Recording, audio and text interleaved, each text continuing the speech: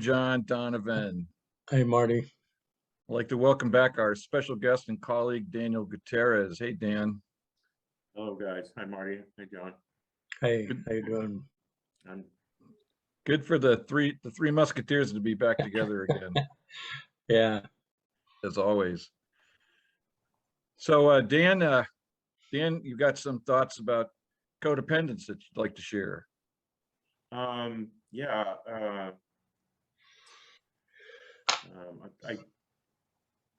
I'm gonna say it, even though I just want to bite my tongue off. I came out of denial around it. I actually got to see the perspective of how I've been going through life, trying to people please,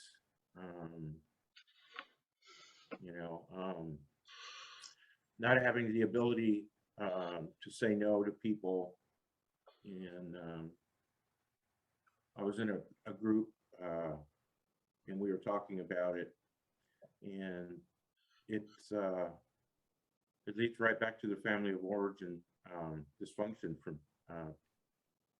the way I see it, I had to become somebody or something in my family of origin for me to be accepted or have a shot at belonging.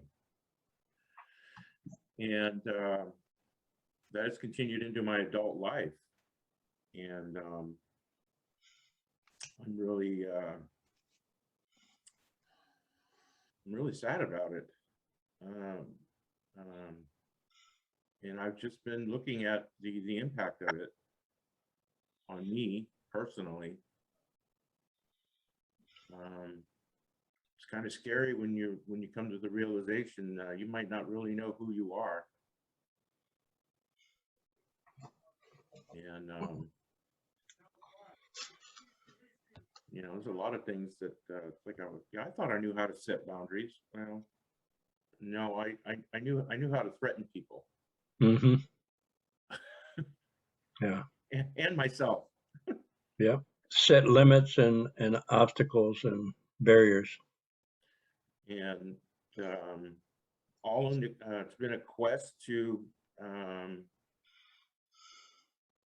feel worthy enough to be loved. I have to be somebody other than myself again, provide a service, be something for somebody else in exchange for the feeling of being loved and accepted.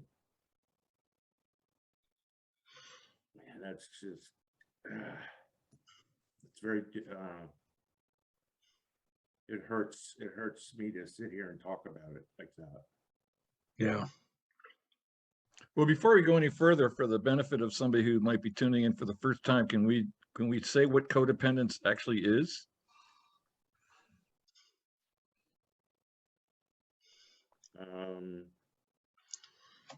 I don't have the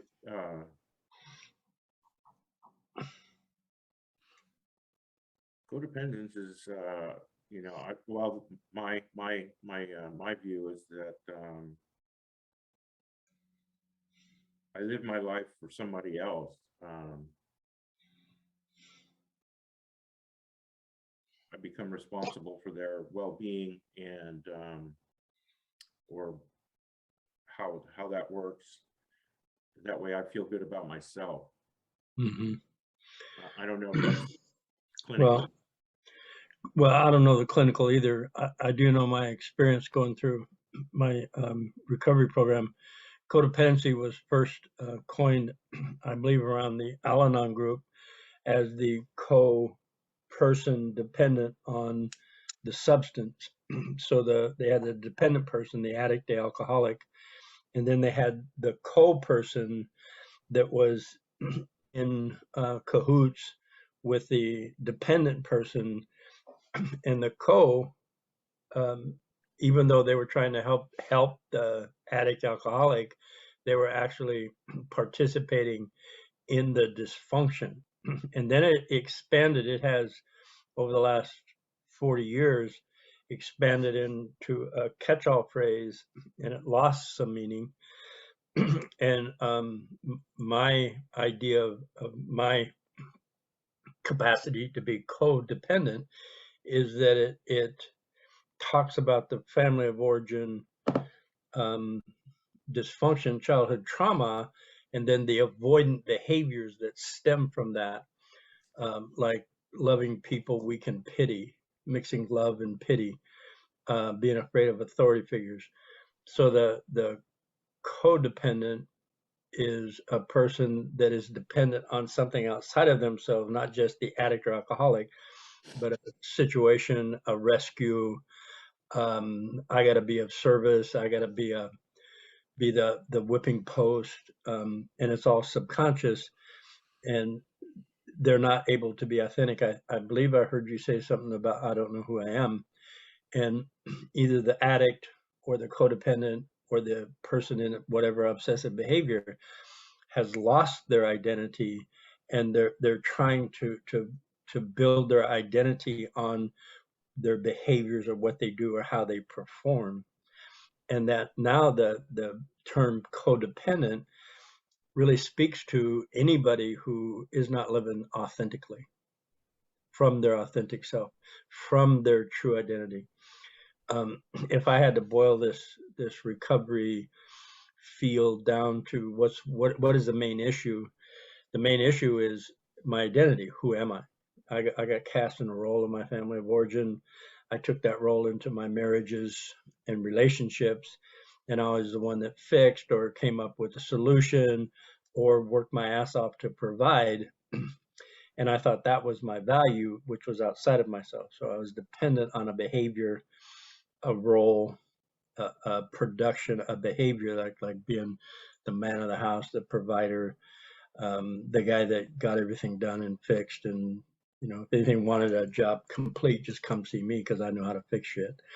And in the fixing of things, I lost connection to myself and the people around me. So yeah, it's a major, major issue. You scratch a codependent, I mean, you scratch an alcoholic or an addict, and you get a codependent. I first came across the term, I think it was Melody Beatty's book, Codependent No More. Yeah. I think that was in the 80s. Yeah. So that, like you said, 40 years ago, there's been a lot of research and therapy around the idea of how do I become I, independent of you, as opposed to being codependent upon you for my well-being. And you can see exactly how that starts in our family of origin, because we're not allowed to develop an independent ego, but we're actually made to be dependent on the diseased family system, because we don't have capacity for independence as a 2-year-old, 3-year-old, a 4-year-old. We actually don't even have the capacity for independence in our teens, although that's when we're trying to figure it out. So yeah, codependence is it's a big challenge. Yeah. I mean, I was doing some step work or something, and the question asks, you know, what role in your family of origin did you play? And it's hero, scapegoat, all, you name it all, right? Mm-hmm. And while being the only child, I played all those roles. Yeah, and for some reason, it's a little question. Somehow I got the message that that's who I had to be in my family of origin. And I watched my mother be codependent to my father, and you know, she just existed to take care of him because, you know, he was in the military, and as far as the military was concerned, her and I, we weren't government issues, so we weren't worth a shit. We didn't matter to the execution of the mission. Right. And I remember having that conversation about me not getting into any trouble. It wasn't that I was going to get into trouble. It was going to affect my father's standing on his record. Right. And if I got into trouble, we would be shipped back to the United States if we were overseas. And then I had to carry that burden of making sure that didn't happen. Right. And it's like, I became subservient to everything around me. I remember in grade school, I would be the guy after school cleaning the fucking hamster cage. You know? Mm-hmm. And it was just, yeah, being of service was my way of feeling good about myself. Because I didn't feel good about myself, apparently. So yeah, and that carries into my adulthood. You know, having skills that other people don't have, and that way I can be part of a group, because that's a value to a group. Whatever particular skill that I have, my physical presence, my intelligence, my connections to money or whatever, but none of it was ever, I mean, that's who I thought I was. Mm-hmm. And I look back at the relationships I've had, and that is a template of all of them. Yep. And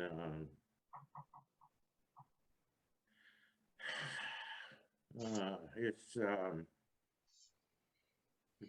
very challenging for me to actually sit here and talk about it. And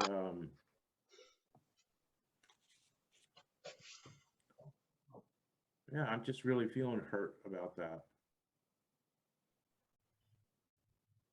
I mean, I'm not just hurt.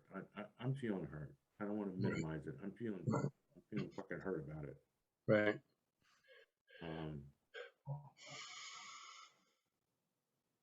And what's different about that is that I'm not blaming anybody this time, or myself.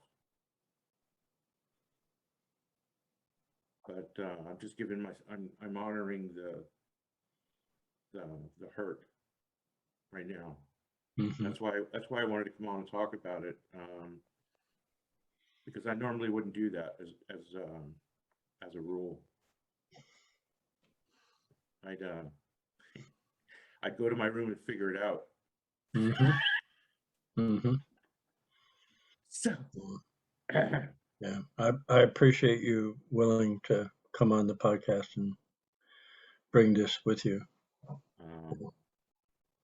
Yeah, and just in a couple of days, I've been able to look around and I could see it. I could see it everywhere. Yeah. And it's like, holy smokes! It's like, wow. So what do I want? I want to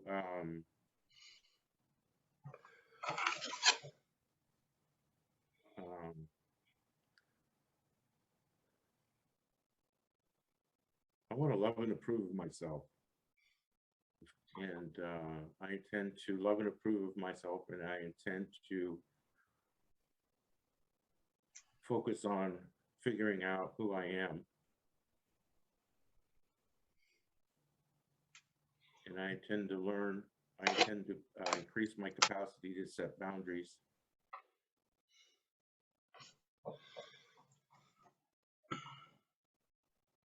Yeah. Yeah. So I don't know what else I can talk about.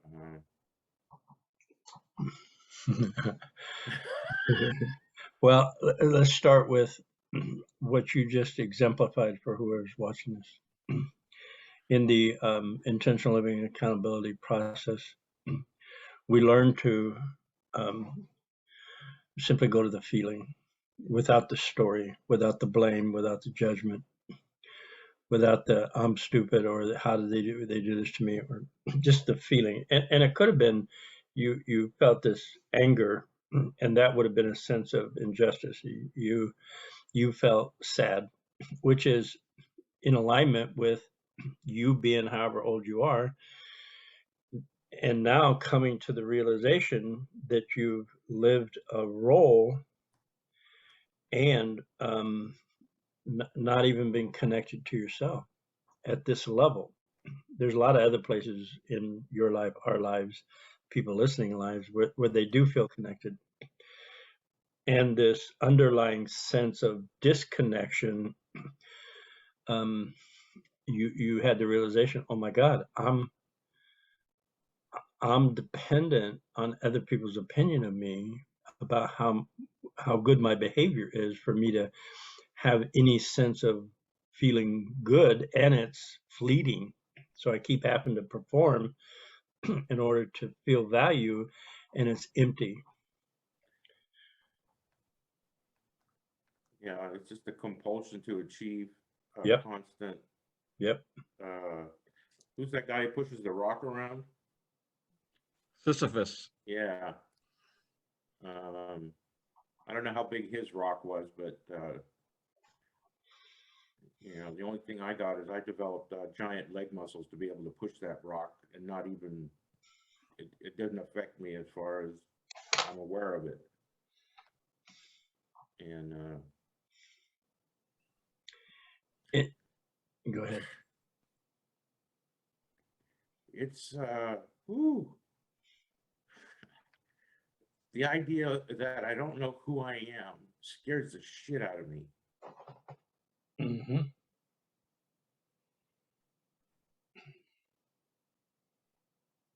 It literally scares the shit out of me.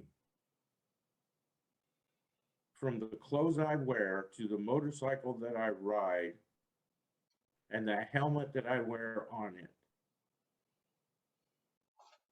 All of those things are attempts to speak to, I want to belong.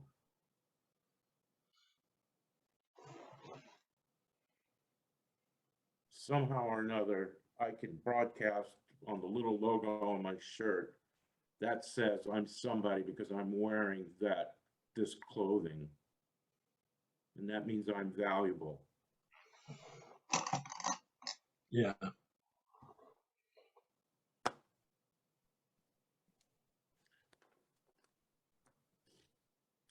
I've fallen into the marketing trap, I'll buy my shiny bright toothpaste and people will like me because I'll have white teeth. Yep. As long as you buy the right toothpaste. Oh, or the right shoes, the socks, the car, the motorcycle, the house, and then be in a relationship with someone the culture deems attractive. And then that reflects on me because I'm with them. My value has been increased because I'm with somebody that the culture deems is valuable. Mm-hmm. I mean, where isn't it?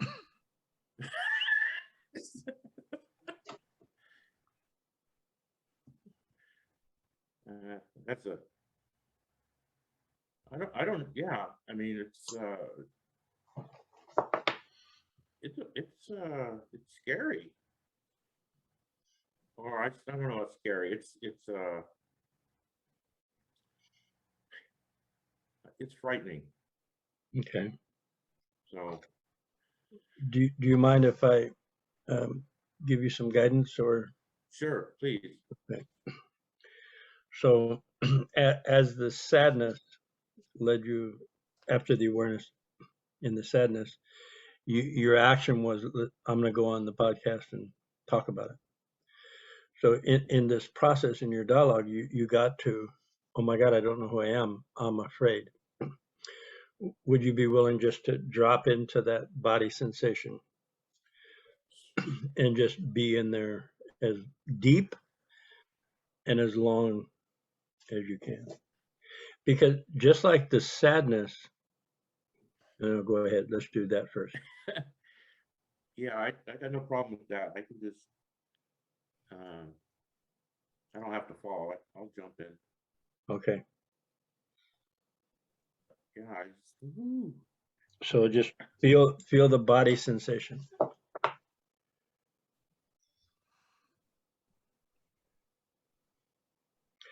See, what intentional living offers is that in that body sensation is information, emotions and feelings are information sources. The emotion is the information source. It's like the radio wave. The feeling tone, the feeling of whatever we identify the emotion as, is the receiver.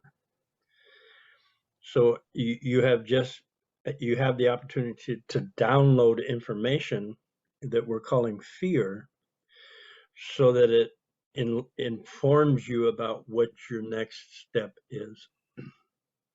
The step after the sadness of just being sad, noticing you're sad, was I'm going to go talk on the podcast about this because I see value to people and value to me to process this.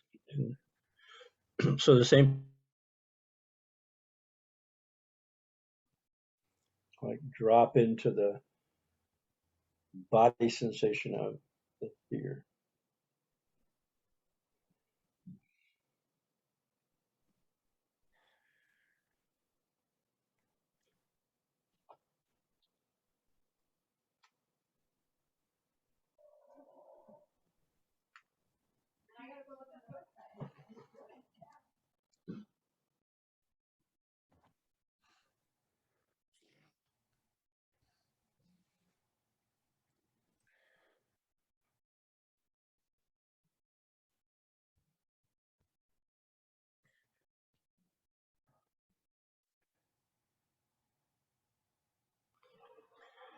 See, in that frequency, some information, something will dawn in you, on you,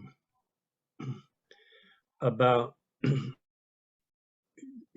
know exactly where you're at in this realization, I don't know who I am. And then the body sensation and the feeling taps into your total experience, and there's a healing, a validation going on of what happened to you, that little boy inside you that was terrorized. This is not a new experience. Correct. I think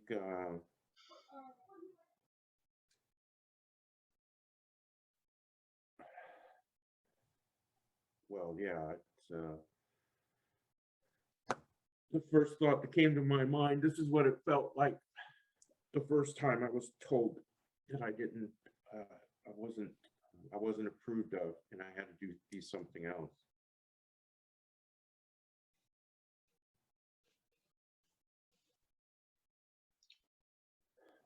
So what do you want based on that truth? I intend to be myself. Mm-hmm. I intend to love and approve of myself. There you go. Yes. There's nothing wrong with me. There's never been anything wrong with me. Never, ever, ever.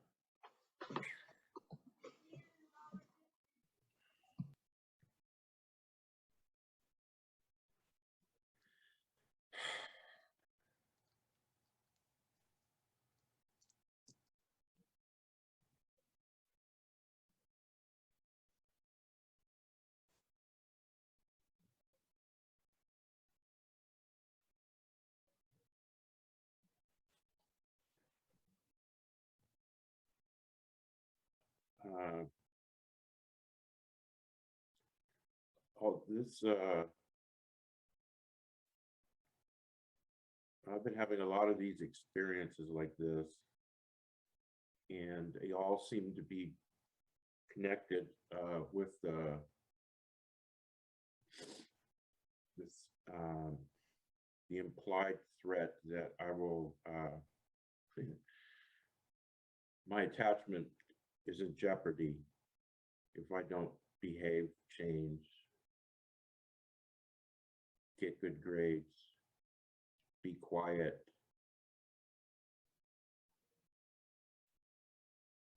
that's like a fear of death.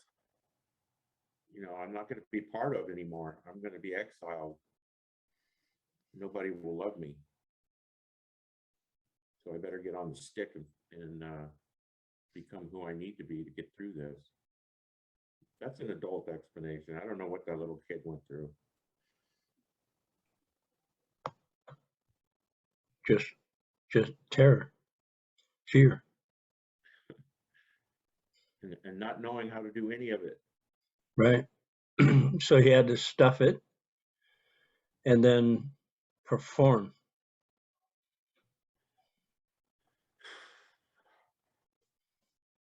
And he had no recourse, no one to talk to, no one. Because based on what I heard you say, you were in a foreign country or deployed somewhere, or you didn't know anybody, so you didn't have anybody to witness for you because your parents were too busy in keeping the image going for you. Now, right now in this moment, you have two, and then the people that watch this to witness this for you and not ostracize you, not tell you you're stupid, not say, oh, get over it, and just witness this for you. And that's the healing. The abuse came in the presence of people, and now the healing is coming in the presence of people, enlightened witnesses. Right. People who just like, oh yeah, I know that. Yeah, I've been there. Yes, I understand. Yes, that hurts. Yes, that's sad. Yes, that's frightening. And then you get to say, which you did, I intend to live my authentic life. I'm paraphrasing, but however it came out of you, I intend to have my life.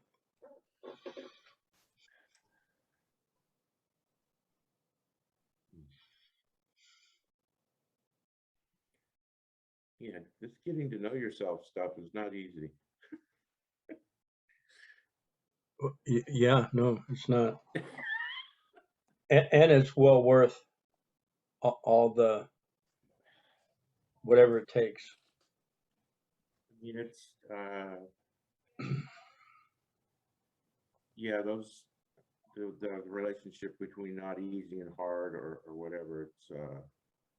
It's just a perspective. I mean, 10 years ago, I wouldn't have been able to sit here and do what I just did. And it's not hard now, or it's not just challenging.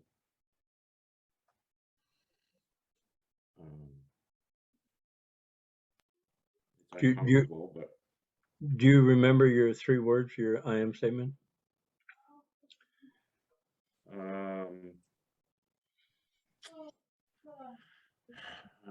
I am a loving, caring, passionate man. Yes, you are. And by the way, I am a gentle, loving, empowering whole man.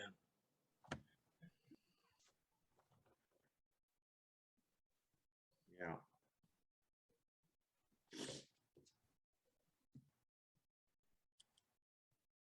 Yeah, I went through the whole gamut of, I hold value as a human being, all that stuff.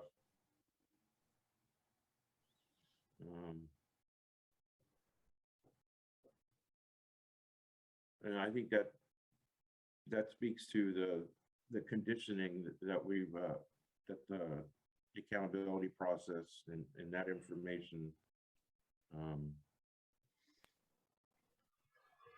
has developed for me. I didn't go straight to, I hate my fucking parents. They're all, they're the ones that did this to me.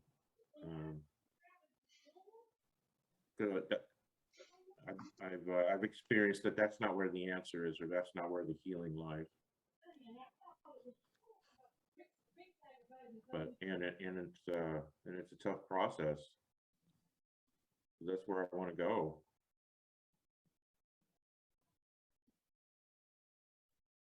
Somebody's responsible for how I'm feeling today.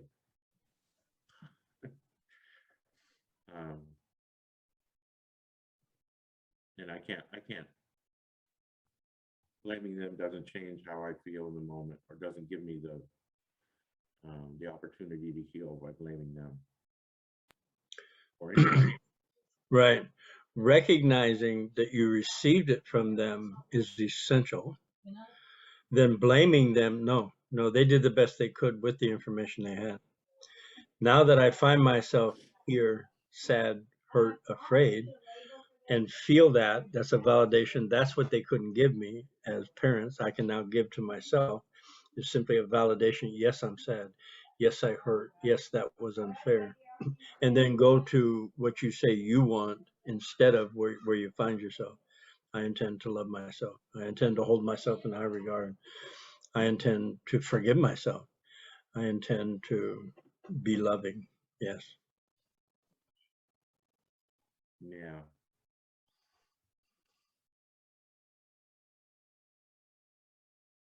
Yeah.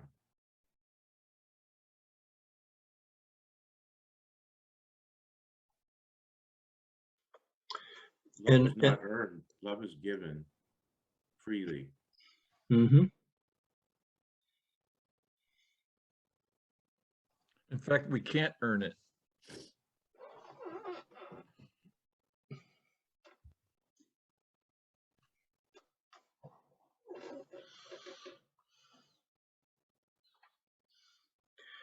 With this childhood trauma recognized and validated, you are now capable of giving this to somebody else because you gave it to yourself. You loved yourself in the recognition of the sad, hurt, afraid, and simply were with yourself without blame or judgment. So when somebody gets in your affinity, your vicinity, and they're feeling sad, hurt, and afraid, you can now validate that for them without judgment or blame or a way to fix it. And I'll just listen to me and I'll show you how to get out of this. Because Yeah. Yeah. I mean, that's a principle I have, or a belief that I have. I can't go anywhere I haven't been. right.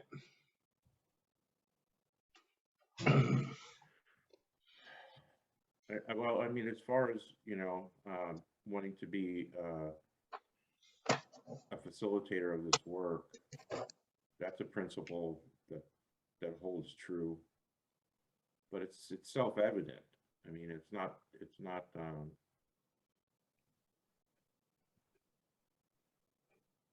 Yeah, it's really hard to talk about things without the codependency coming in.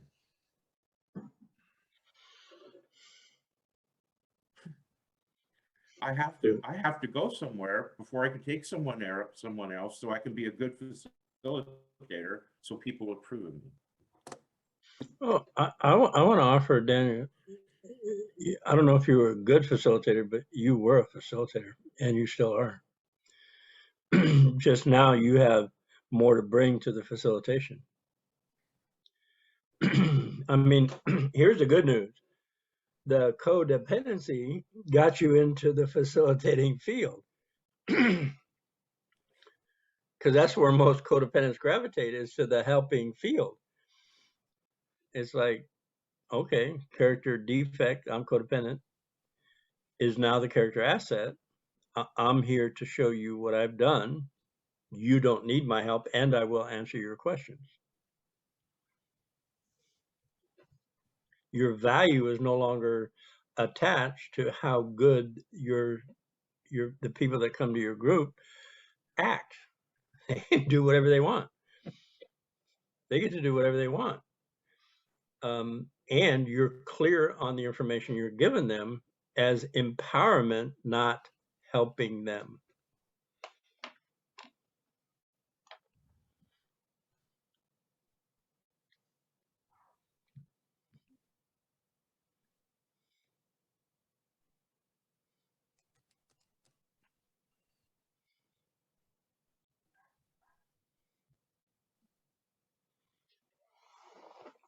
I'll work on that. No, No.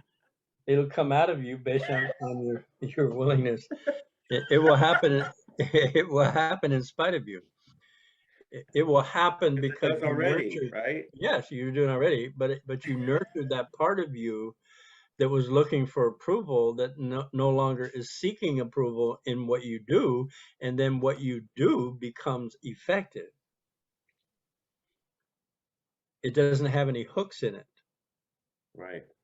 And people asking you questions feel that, and it creates a safety for them to risk what you just risked.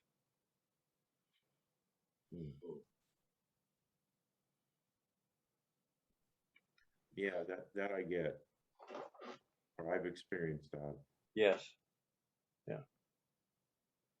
Okay.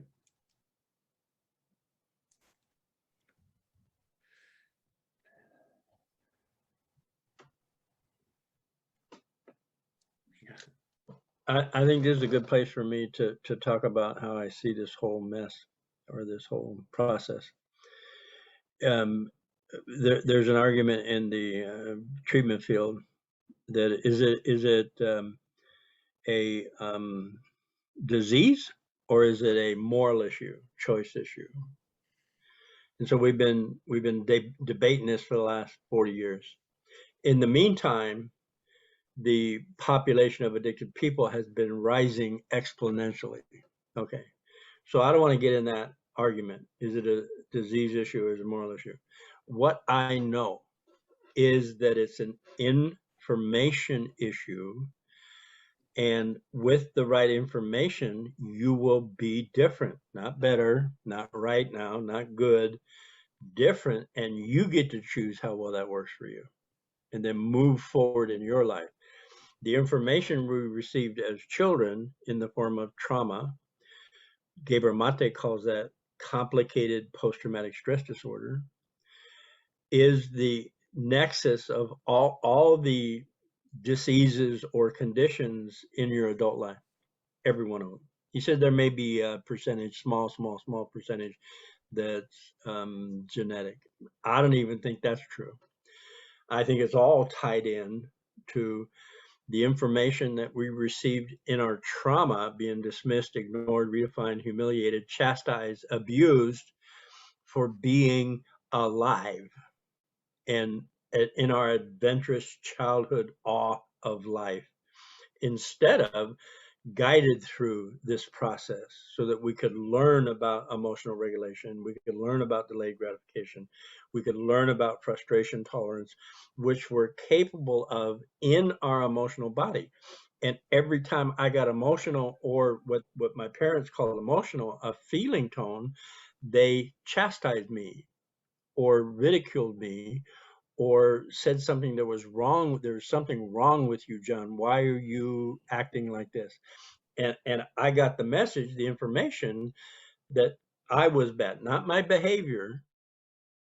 I was in the core, in the middle of who I was, rotten to the core. And I just remember that.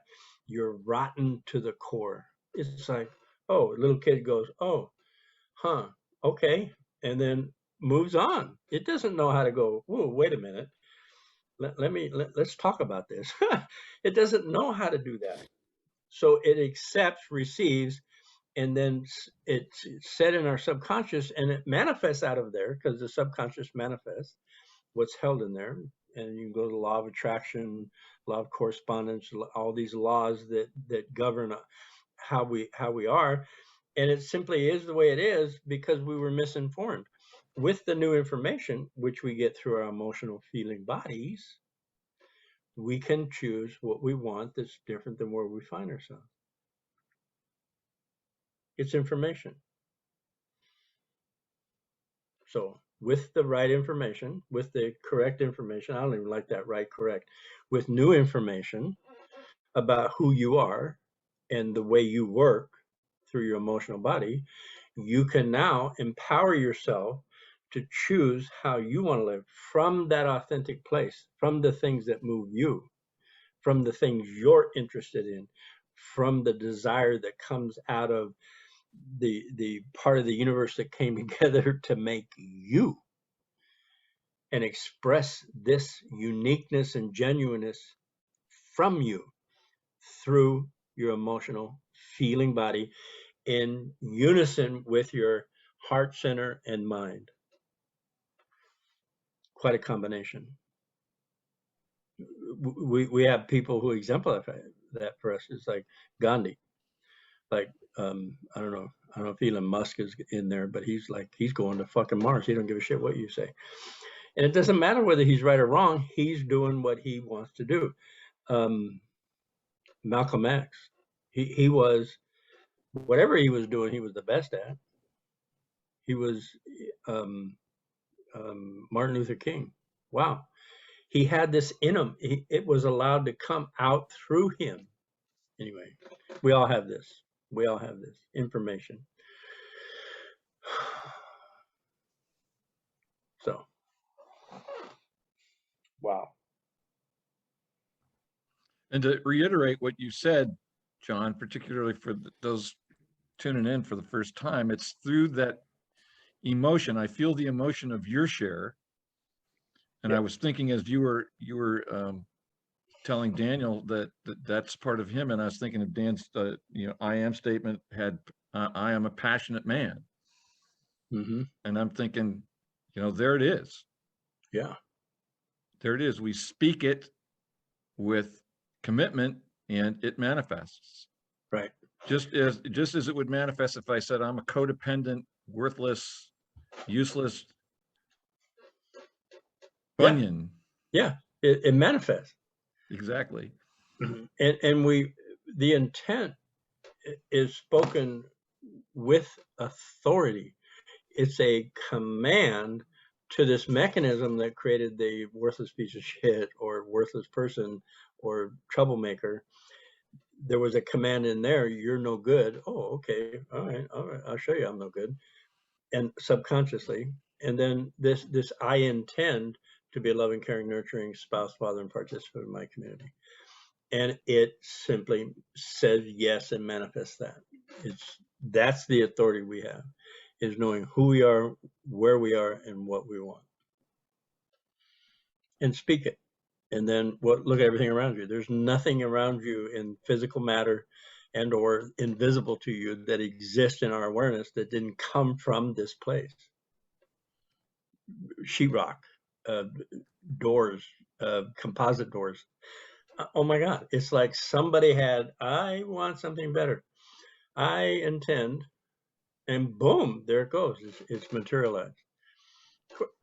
I'm not saying out of thin air. We go to the factory and we go to the chemistry and we make this stuff happen, but it wasn't there before. There was nothing there before except an idea, a desire, and it came out of us, our authentic place.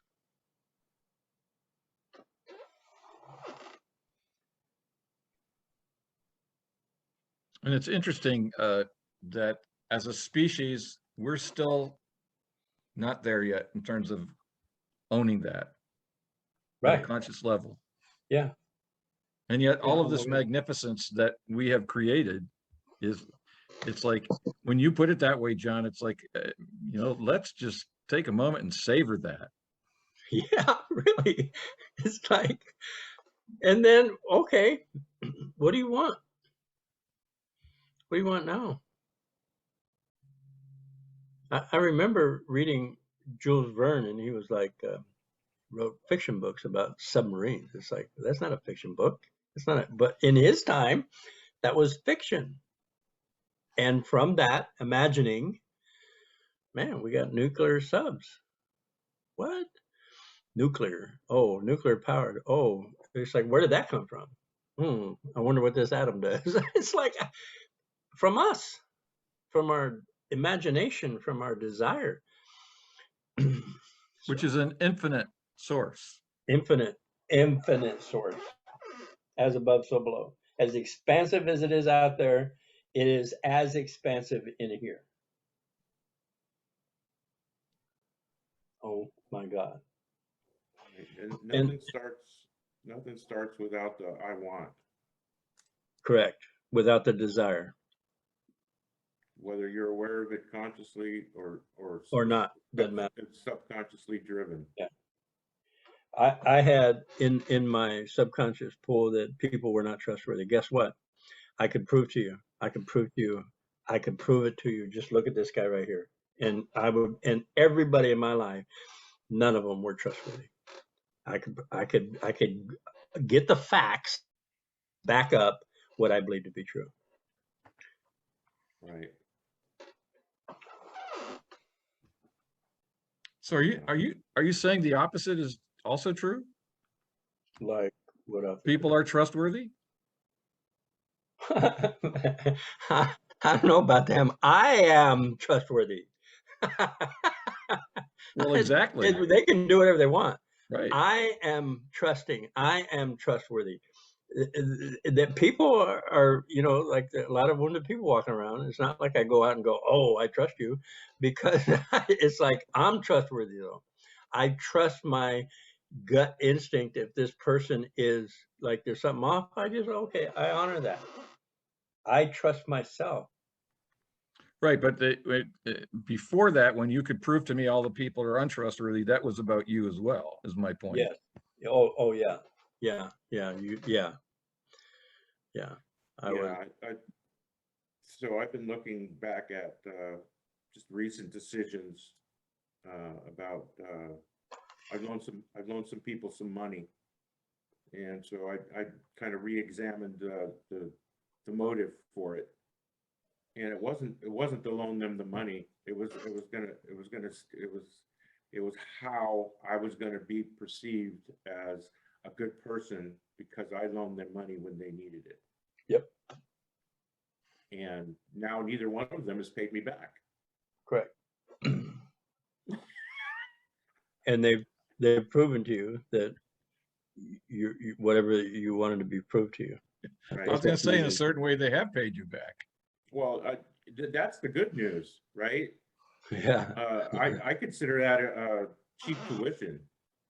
I just got a master's degree in codependency. My lab experiment that I subconsciously performed gave me the results that I was Consistent. yeah. Repeatable. And consistent. Lawful. Yeah. So yeah. So how do you feel now, Dan? I feel good. I feel loved. Can I ask you to go to the actual sensation of that and describe the body, the physicalness of that? Is it tingling? Is it openness? Is it space?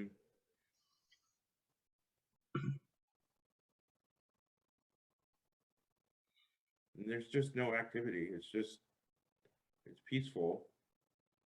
There's no activation going on. Right. I guess, yeah. No, that I have is that's what love feels like when it's the absence of agitation or absence of anything, just there. Well, let's look for what is there. Because Okay. I get it's the absence. For me, it would be the absence of chaos or self-criticism or judgment. I get that. If you go into I feel loved, and then just see what the sense is of where that is inside you.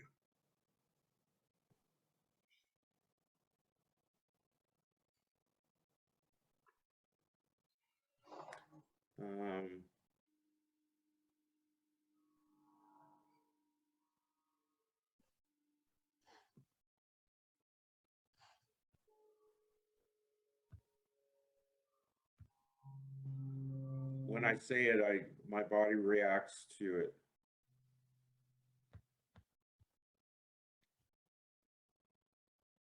It's a reaction to just the word, the actual concept of it, and it's like, why do I? Yeah, I feel a tightening in my stomach, And it's almost like I'm gonna, I'm bracing for something.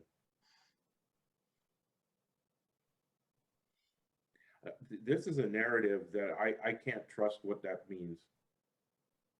Okay. I can't, because I'm just, Well, just my stomach, when I tell myself that I'm feeling love, my body tightens up, my stomach tightens up. okay.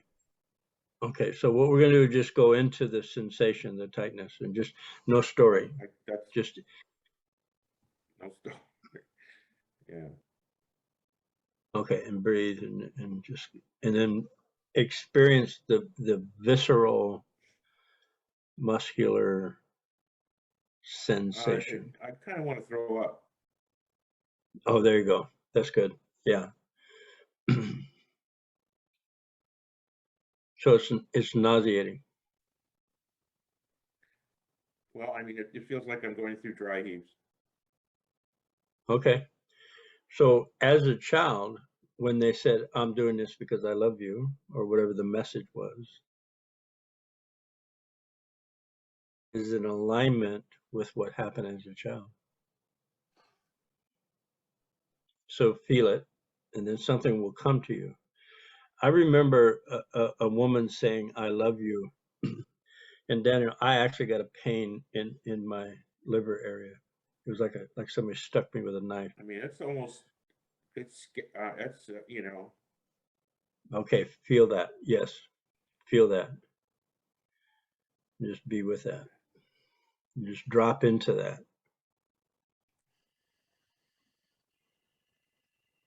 There you go. There's information in that sensation. There you go. There you go. There's always a but. Yes. You're doing well, always. but. Right. There you go.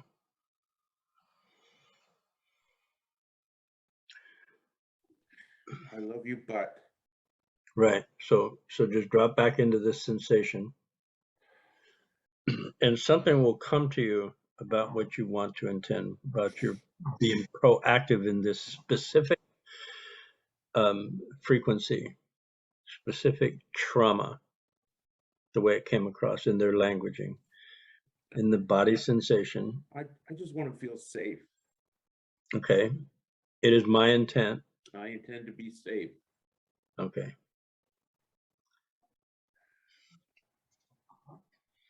I intend to feel safe in loving arms. Okay.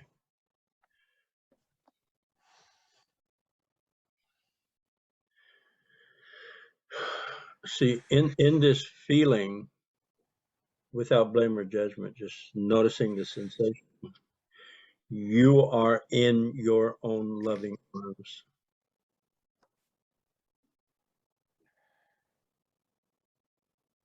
See, what's insidious about this is nobody can do this for us. It can happen through us. Nobody I have to can. give this to myself. Yes. You can guide me through it, but unless I give it to myself. Okay. What's your intent? That was a good awareness. To be safe. I intend to give myself Safety and acceptance. Okay. Wow. Yeah. I have one that jumped in mind, if you're open to it. Well-being.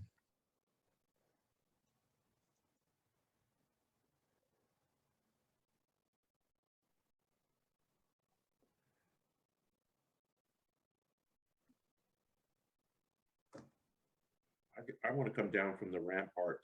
I don't want to defend anymore. There you go. There you I don't go. want to attack anybody. There you go.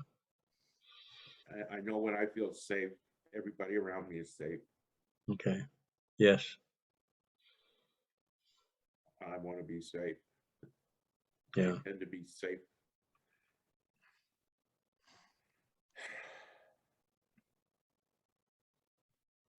There you go. Then just notice your body.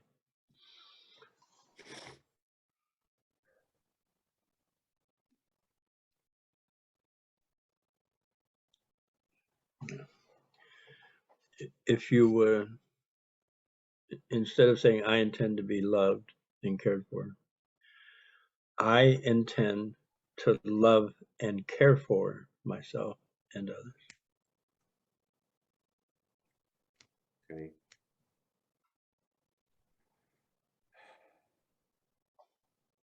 I'm going to stick with safety. Okay. Yeah. That just keeps coming up. Okay. Yeah.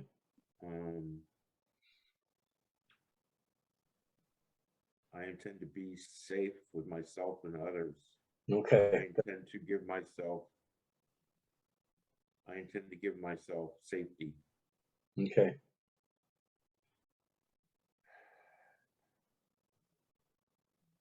Safety and acceptance. There you go.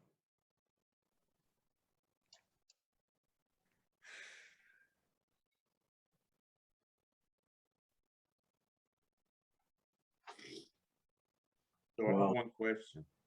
Oh.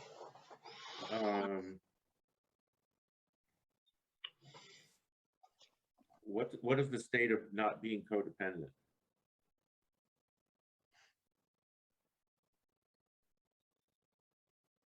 Interdependent.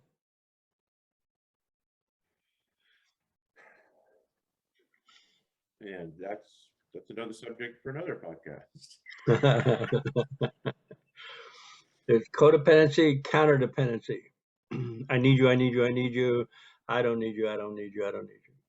And usually counterdependent and a codependent will just match up really, really well. They fit like gloves. Right. So okay.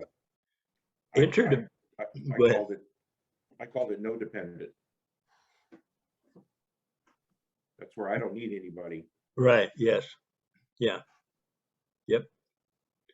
So this place of interdependency where sometimes I need support, sometimes you need support, and it's a mutual support agreement,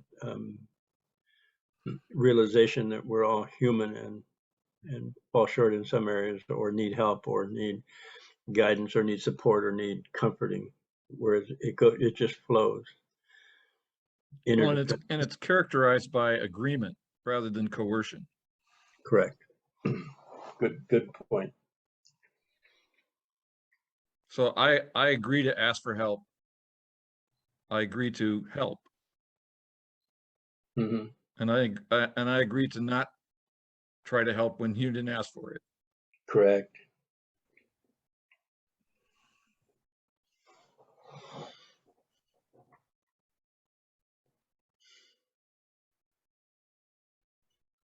That could be our next 10 podcasts, actually.